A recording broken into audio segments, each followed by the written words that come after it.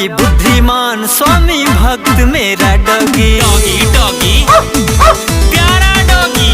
हाँ, स्वाम कुकुर सुनक्सर में वो है मेरा डॉगी। डॉगी डॉगी प्यारा डॉगी।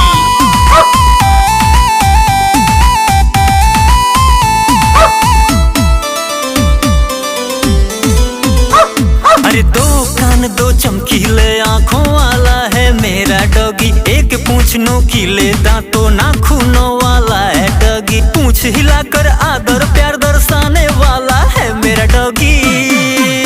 हाँ हाँ, लाल सफेद काले भूरे रंगों वाला है मेरा डॉगी। डॉगी डॉगी प्यारा डॉगी।